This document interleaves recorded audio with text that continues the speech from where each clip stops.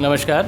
जायसी पत्रिका आज आपके सामने एक बार फिर एक टॉक शो के जरिए सामने आई है, लेकिन इस बार हमारा विषय कोई राजनीतिक न होकर ऐसा जघन्य हत्याकांड है जिसने पूरे भारतवासी, जो भी अहले दिल हैं, जिसे सीने में दिल रखने वाले लोग हैं, जिन्हें दहला दिया इस हत्याकांड ने। ऐसा हत्याकांड जिसकी कहानी बड़े बड़े चैनल्स, बड़े बड़े एंकर्स बयान कर रहे हैं, लेकिन असली कहानी पर आम आदमी, आम जनता और रूरल भारत में रह रहे लोग क्या सोचते हैं, आइए चर्चा करते हैं। हम बात कर रहे हैं नासिर जुनैद के हत्याकांड पर। नासिर जुनैद की हत्या किस तरह से की गई, क्यों की गई, ये सारी चीज़ें ऐसी हैं कि जिस पर उस तरह से रोशनी नहीं डाली जा रही है जिस तरह डाली जानी चाहिए। हमारे साथ संजय कुमार जी हैं, जो जय किसान आंदोलन के नेता भी हैं, इन सब से हट के एक आम नागरिक भी हैं। हम इनसे आज बात आम नागरिक की हैसियत से कर रहे हैं। संजय कुमार जी नमस्कार। इतना बड़ा, इतना विभत्स हत्याकांड हुआ है, जो राजस्थान में कहीं हुआ या हरियाणा में हुआ, दोनों जगह मिला के ऐसा हत्याकांड जो जिसमें दोनों प्रदेश शामिल हैं, क्या कहना चाहेंगे? पहला रिएक्शन क्या है? देखिए, पहला रिएक्शन ये है, एक मानवीय संवेदना से देखें या नागरिक के हैसियत से देखें, वो राजस्थान सरकार है या हरियाणा सरकार है, सरकार जो भी है, सरकार का मकसद लोक कल्याणकारी। लोगों में ये एहसास होना चाहिए कि सरकार की बदौलत हम, अर्थात लोग, इस देश के नागरिक, वो सुरक्षित है, जनता सुरक्षित है। और जब हमारे अंदर ये विश्वास हो जाएगा तो हमारा मुल्क अपने आप विकास करेगा, चूँकि लोग विकास करेंगे। और ये जो घटना है, ये बहुत विभत्स घटना है, और इसको ये कह सकते हैं कि इस घटना में सरकारी एजेंसियों का हाथ है और कहीं ना कहीं सरकार के मानसिकता का दोष है। आप सुन रहे हैं, किसी हत्याकांड पर अगर सरकारी एजेंसियों को कटघरे में खड़ा कर दिया जाए तो ये कितनी बड़ी बात है। यहाँ पर जो बात सामने आ रही है वो सरकारी एजेंसियों को भी कटघरे में खड़ा किया जा रहा है। आप इस पर ये बताएं संजय कुमार जी, ये कितना बड़ा हत्याकांड होता है और इतने दिनों के बाद ज़ख्म पर किसी तरह का मरहम नहीं लगाया जाता, न तो कोई कार्रवाई हुई, न मोनी व नेसर पर किसी तरह की कार्रवाई होने के आसार नज़र आ रहे हैं। आपको क्या लगता है, ये भारत देश के लिए कैसा संकेत है भविष्य के लिए? देखिए, कार्रवाई तो जो हो रही है, जो होगी, वो तो अलग बात है, लेकिन हमने भी बहुत कोशिश करने के बाद, तमाम न्यूज़ चैनलों पे देखने के बाद, इस पूरी घटना को समझने में बड़ी मुश्किल हुई। तमाम रिपोर्ट्स, तमाम समाचार पत्रों को, BBC को पढ़ने के बाद जो बात समझ में आई है, वो हमें लगता है कि हमको और आपको जानना चाहिए।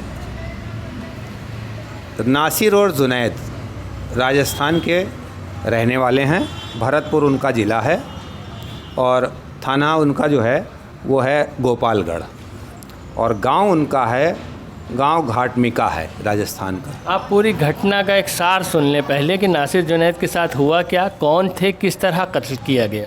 ये दो आदमी अपने रिश्तेदारी में शादी वगैरह देखने के लिए लड़की के रात को 8 बजे 14 फरवरी को अपने घर से निकलते हैं, 8-10 के बीच में निकलते हैं, और दूसरे दिन जब ये घर लौट के नहीं आते हैं तो इनके घर के लोग 15 फरवरी को FIR लिखाते हैं, गुमशुदगी दर्ज कराते हैं उदयपुर में, और उसके बाद वो उनकी तलाश में निकलते हैं।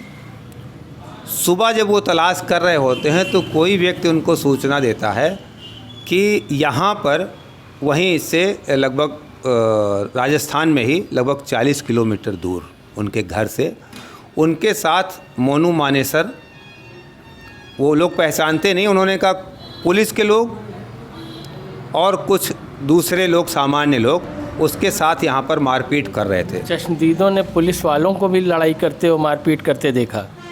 देखिए, वो जो रिपोर्ट्स हमने पढ़ी है वो ऐसे बता रही है कि जहाँ पर उनके साथ, नासिर और जुनैद के साथ मारपीट की गई, उससे कुछ दूरी पर किसी आदमी की दुकान थी, उसको गाड़ी लड़ने की जब आवाज़ आई तो वो निकल के गया। सुबह 4 बजे की घटना है। वहाँ पर मौके पर पहुँचा कि क्या हुआ, तो देखा वहाँ मारपीट हो रही थी, गाड़ी के शीशे टूटे हुए थे।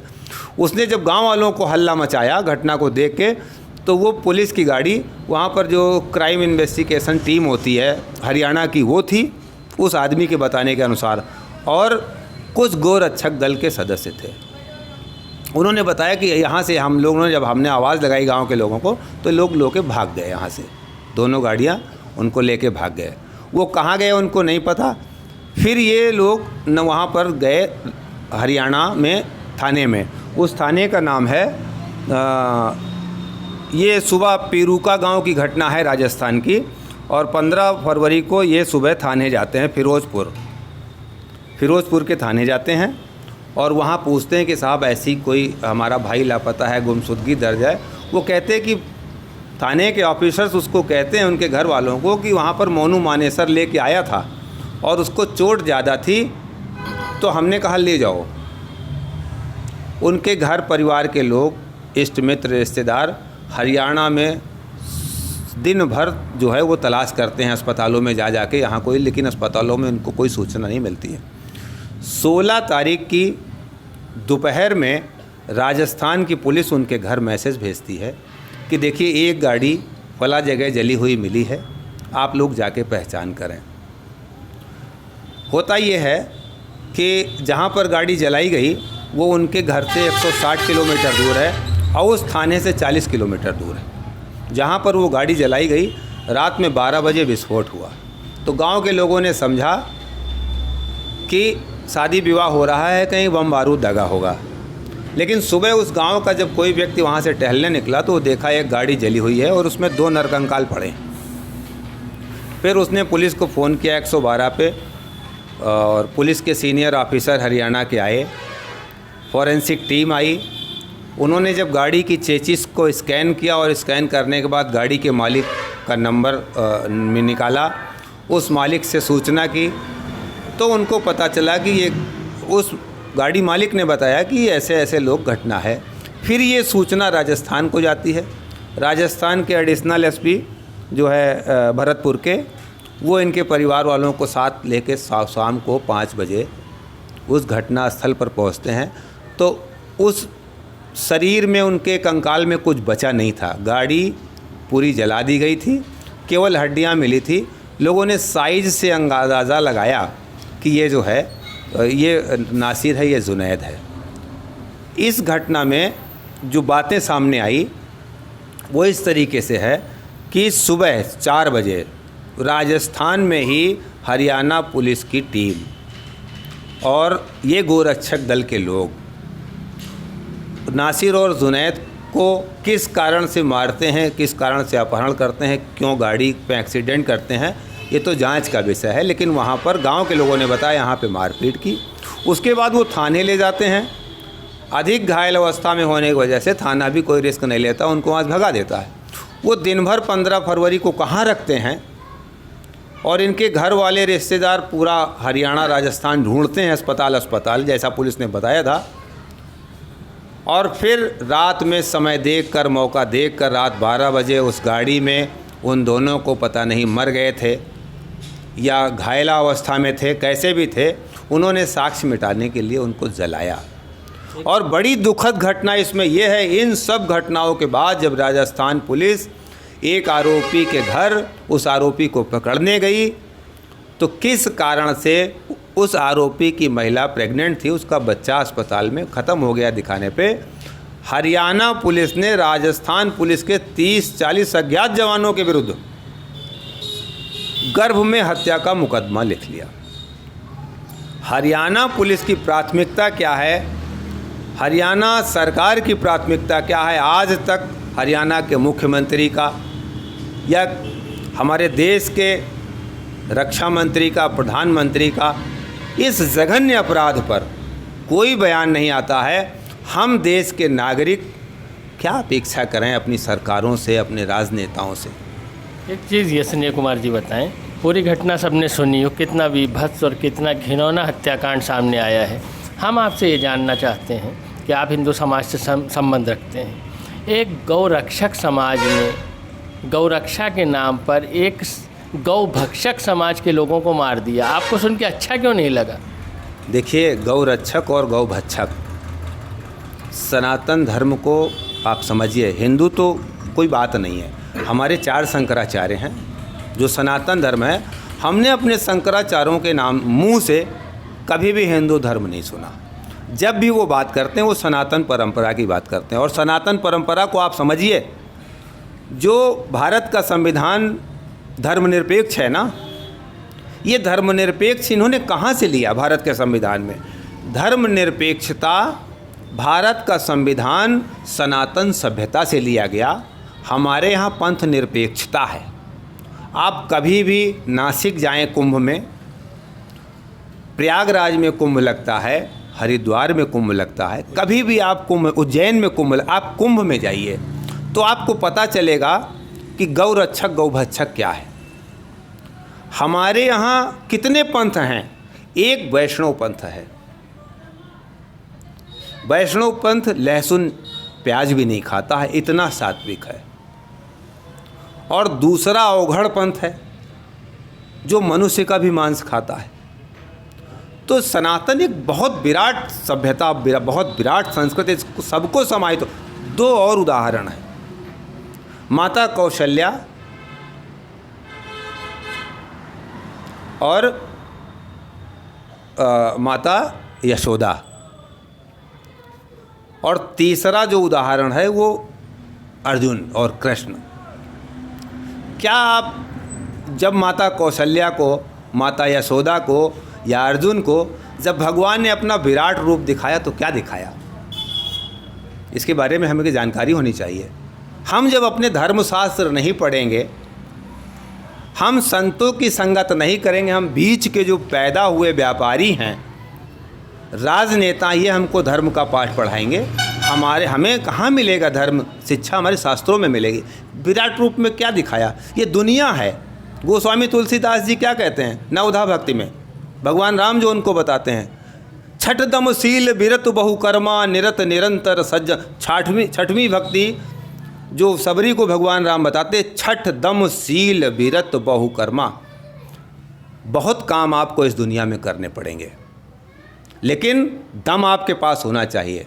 दूसरी जो चीज़ है वो शील है। भगवान राम चाहते तो रावण को बगैर कोई संधि प्रस्ताव उसको मार देते, लेकिन उन्होंने मर्यादाओं का पालन किया। जब राम रावण का युद्ध हो रहा था तो शाम को रावण का पक्ष कर रहा था कि नहीं कर रहा था, लेकिन राम का पक्ष कर रहा था। जब महाभारत का युद्ध हुआ तब भी यही बात थी। जो घायल सैनिक थे उनको उसी तरह से सेवा सत्कार की जा रही थी, उनकी दवा दारू की जाती थी जैसे अपने पक्ष के, चूँकि सैनिक अपने धर्म का पालन कर रहा था। तो युद्ध का समय सूर्यास्त के बाद समाप्त हो जाता था, फिर वहाँ पर कोई ईर्ष्या द्वेष नहीं रहता। तो ये जो हम देश में देख रहे हैं, ईर्ष्या द्वेष, छल द्वेष, दंभ कपट झूठ, ये भारतीय सभ्यता नहीं है, भारतीय संस्कृत नहीं है, हिंदू मानस नहीं है। ये बताएं संजय जी कि मनोहर लाल खट्टर दोषी माने जाएं या अशोक गहलोत? देखिए, अब दोषी किसी को कह देना तो अपनी जान की मुसीबत लेना है, लेकिन फिर भी कहना चाहिए। इतना तो दायित्व दोनों मुख्यमंत्री का बनता है कि इस घटना पर वो सार्वजनिक बयान दें। हमने नहीं देखा, मनोहर लाल खट्टर का भी नहीं देखा, अशोक गहलोत का भी नहीं देखा, शायद किसी ने दिया हो, लेकिन इसकी खुल के मजम्मत होनी चाहिए। ये सभ्यता की हत्या है। नासिर जुनैद अगर गो तस्करी कर भी रहे थे तो उनको कानून के तहत जल्द से जल्द सज़ा दिलाने की सरकार का क्या काम है? अगर अपराधी है, आरोपी है, फास्ट ट्रैक गठित करिए, तुरंत जांच कराइए, 10 दिन में उसको फांसी के तख्त पे लटका दीजिए। जितनी जल्दी आप न्याय करेंगे वही तो आपकी योग्यता है। या आप गुंडों और बदमाशों को बता देंगे कि आप, अरे उत्तर प्रदेश में हुआ, इंस्पेक्टर सुबोध कुमार की हत्या हुई बुलंदशहर में, किसने मारा, कहाँ गई जांच? तो पुलिस के लोग मारे जा रहे हैं, सामान्य आदमी मारा जा रहा है। गोरक्षक भगवान ने विराट रूप में यही दिखाया कि कहीं गो हत्या हो रही, कहीं मनुष्य मारा जा रहा है। ये दुनिया का खेल है। आखिरी सवाल संजय कुमार जी, हम अपने दर्शकों के सामने ये जानना चाहते हैं कि देश का राष्ट्रीय मीडिया यानी सैटेलाइट चैनल्स इस मामले को किस तरह से प्रस्तुत कर रहे हैं? आपने देखा कभी? किस तरह से नासिर जुनैद हत्याकांड पर बात हो रही है? देखिए, ऐसा है, केवल नासिर जुनैद की बात मत करिए। इस समय हम एक ऐसे दौर से गुज़र रहे हैं जहां हमारे सामने एक पर्दा खड़ा किया जा रहा है। मुझे एक बात बहुत अच्छी तरह याद है। आज से लगभग 30 साल पहले मैं नई दिल्ली रेलवे स्टेशन से कानपुर आने के लिए प्रयागराज ट्रेन में चढ़ने को गया। जनरल कोच में मुझे चढ़ना था। जैसे ही ट्रेन लगी, हम लोग ट्रेन की तरफ बढ़े। हम ट्रेन के अंदर बैठे, घुसे ही थे कि आवाज़ आ गई, मेरी जेब कट गई। और हम लोग जब ट्रेन पे बैठ गए, उसके 15 मिनट बाद उस डब्बे में लगभग 20 से 25 लोगों की जेब कट गई थी। क्यों? जो चोर था उसी के एक साथी ने आवाज़ लगाई थी कि मेरी जेब कट गई, तो लोगों ने अपने अपने पैसे चेक किए और उस चोर के समूह ने पता कर लिया कि लोगों ने पैसा कहाँ रखा। ये मेरी प्रत्यक्षदर्शी आज से 30-35 साल पहले की घटना है। तो ये जो आप मीडिया देख रहे हो ना, इस देश में एक हर्षद मेहता घोटाला था, एक 2G घोटाला था, कॉमनवेल्थ घोटाला था।